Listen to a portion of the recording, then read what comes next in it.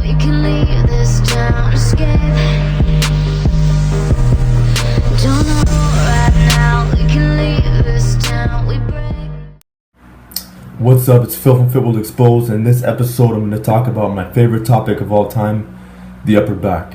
So in this episode I'm going to give you 10 reasons as to why the upper back is my favorite muscle group of all time, and hopefully by the end of this video you'll understand the importance of this muscle group and you'll want to prioritize it more, because I've got a lot of reasons under my belt on why I really like this muscle group and why it's really going to make you big and strong as a drug-free lifter. Okay, so first things first, the main reason why I like upper back training so much is because it's a very rare muscle group and not a lot of people have it. So if you really want to differentiate yourself and you really want to look different from the typical gym rat, then chest and arms is not going to cut it. You need a huge upper back. And the majority of people do have chest and arms and like big legs. But it's very rare that you go outside and see someone drug-free with like an extremely thick upper back. So that brings me to my next point. It looks extremely badass from the back view, from the side view, and the front we'll address it later. But the upper back, it's like it's going to give you the biggest shirt size possible.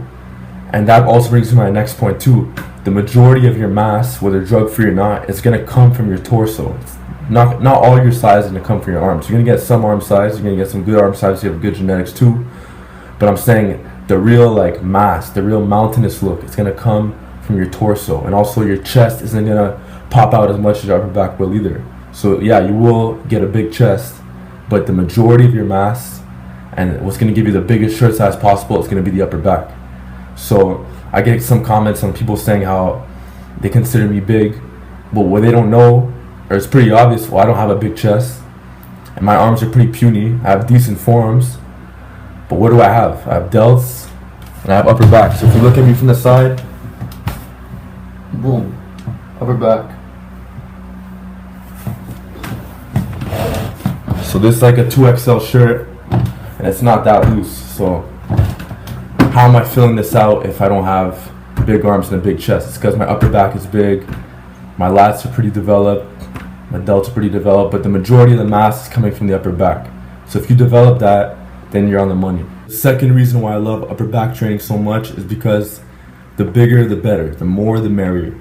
So for example, if you take a lot of powerlifters who are extremely good at squats and deadlifts, what you'll see sometimes is that their lower bodies are so developed that it actually makes their upper body look a bit smaller by comparison. I know this was true with Johnny Candido in the past. There was a point where his lower body was so developed that from all these pulls and squats that it made his upper body look a bit smaller than it actually was. Whereas in the bodybuilding world, in the bodybuilding stage, judges will never deduct points for having too much upper back. But judges will deduct points for having too much lower body because it takes away from your upper body, from your V-taper. So what I'm trying to say is that if it doesn't matter if you're bodybuilding or not. If you're trying to look really massive, you want to look really big, the upper back can never look too big, and you should never say, oh, my upper back is just, it's at a good point now. There's always room for more growth, and I'll get to that later. Okay, so the third reason as to why I love upper back training is because there's so much potential for growth. Whereas there's other muscle groups in the body where you're really limited by your genetics. So for example, a lot of people that have really high lat insertions, a lot of people have they don't have full muscle bellies in their biceps, triceps, or forearms. So like, you know, some people's forearms, their attachment point goes in the middle of the forearm, whereas other people it goes right to the wrist. But the upper back, on the other hand, it's like it just smack like right in back of you on your upper back, and it's just everybody has somewhat of the same attachment point for the most part, and everybody could develop it to a large extent. Like you'll rarely ever see a guy who's been prioritizing his upper back for countless years, you know, let's say he's been doing strongman or something, and who has a very small upper back. It's very rare because there's so much potential for growth, and that's why I love it so much.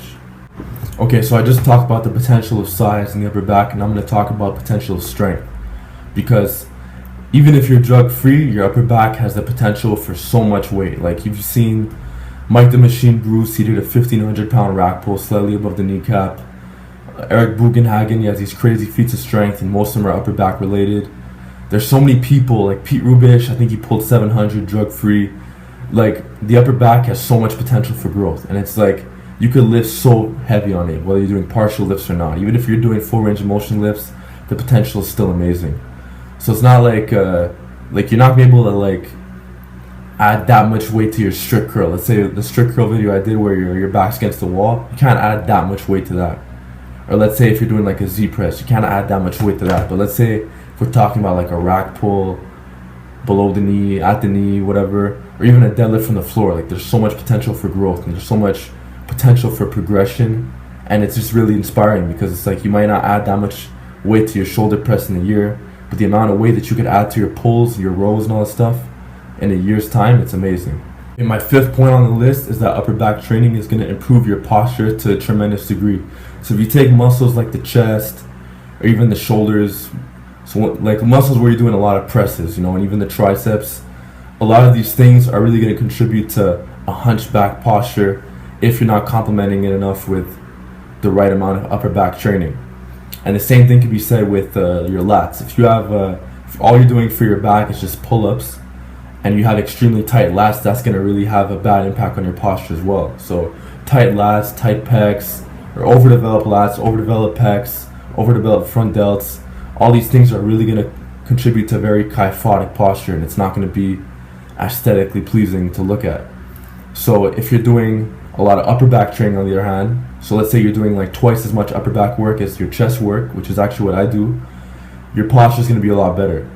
Now, granted, like you still have to do your stretching and stuff. It's not like just upper back training alone is gonna fix all your problems. You still have to stretch. You still have to do like your soft tissue work and stuff like that.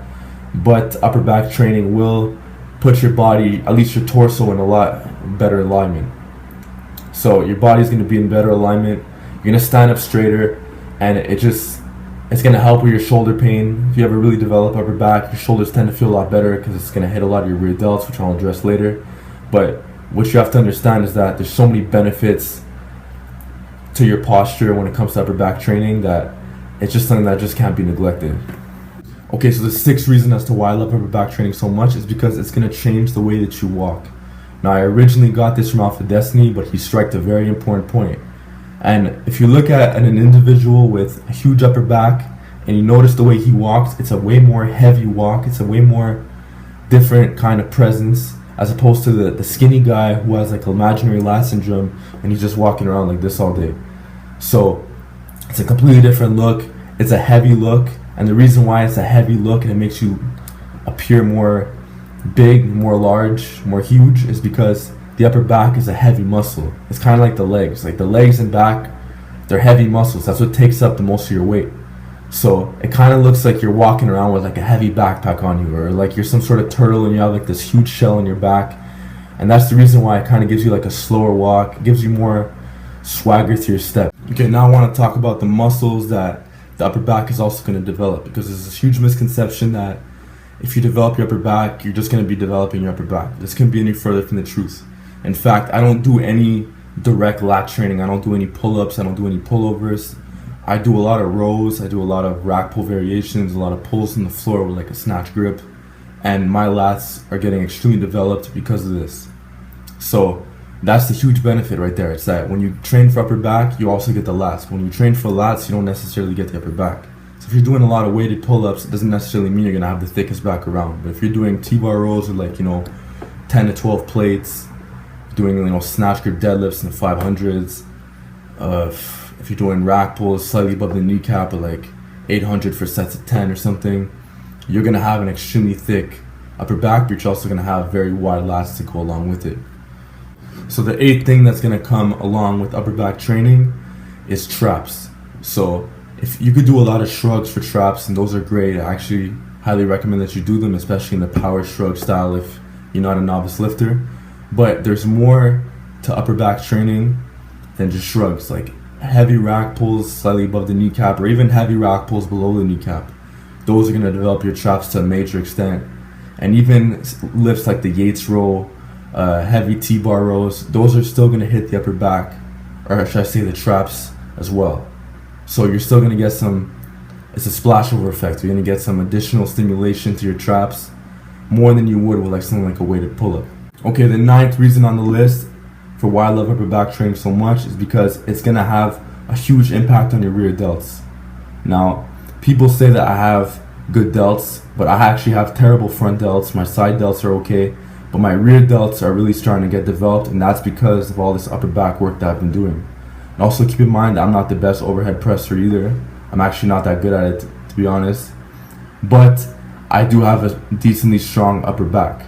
So heavy snatch grip deadlifts, snatch grip rack pulls below the kneecap, heavy croc rows for high reps. These things have contributed to my rear delts to a huge degree. So the rear delts are also the part of the delt that's the biggest, and that's gonna give your delt the most size. It also pushes your side delt out to the side, so it gives you that capped full round look. So if you want to look extremely wide, you really want to prioritize your upper back training. Okay, so the last reason on my list why I like upper back training so much is because the neck is still going to receive a decent amount of stimulation from heavy rack pulls slightly above the kneecap or slightly below the kneecap, or even from heavy deadlifts if like you're really strong and you have decent genetics.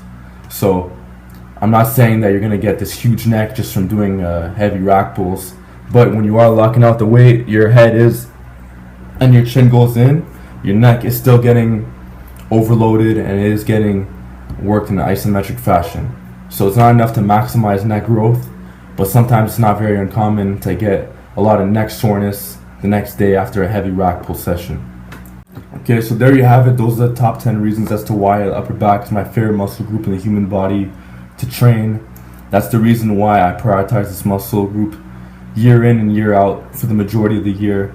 So I am still focusing on my weaknesses, but at the end of the day, the upper back is my main priority, and that's the muscle that I want to develop the most, as opposed to, my arms and stuff like that. So that's the physique that I'm looking for. That's the strength I'm looking for.